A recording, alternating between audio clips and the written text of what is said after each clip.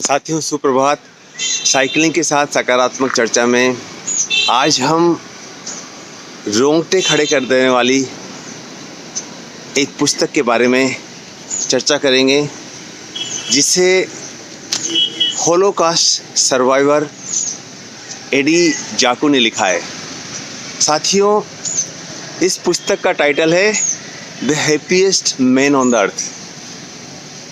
दुनिया का सबसे खुशनुमा व्यक्ति, the happiest man on the earth नामक शीर्षक से लिखी ये पुस्तक अपने प्रकाशन के कुछ ही दिनों में बेस्ट सेलिंग पुस्तक बन गई और इसके ऑथर एडी जाकू को इसके लिए अनेकों पुरस्कार मिले।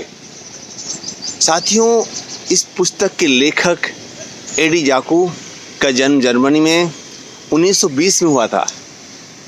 1933 में जब वे मात्र 13 वर्ष के थे, उन्हें स्कूल से निष्कासित कर दिया गया क्योंकि वे एक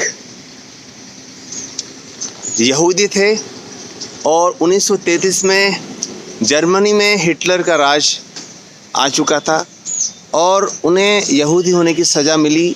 उन्हें स्कूल से निष्कासित कर दिया गया। वे इंजीनियर बनना चाहते थे, लेकिन उनकी पढ़ाई पर ब्रेक लग गया। लेकिन एडी के माता पिता ने हार न मानी। उनके पिता ने उनका एक फर्जी पहचान पत्र तैयार करवाया। उस पहचान पत्र में उनको जर्मन अनाथ बच्चे के रूप में उनका नाम दर्ज करवाया गया और उसके बाद उन्होंने अपनी इंजीनियरिंग की शिक्षा जारी रखी। 5 साल बाद 1938 में जब वे अपने माता पिता की 20वीं सालगिरह के अवसर पर अपने घर गए तो उन्होंने अपने माता पिता को घर पर नहीं पाया।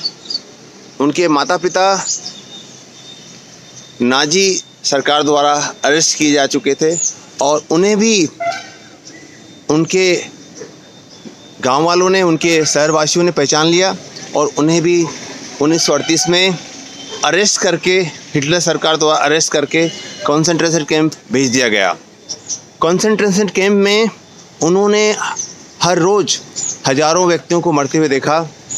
उन्होंने अनेकों कैदियों को मौत की घाट उतरते हुए देखा।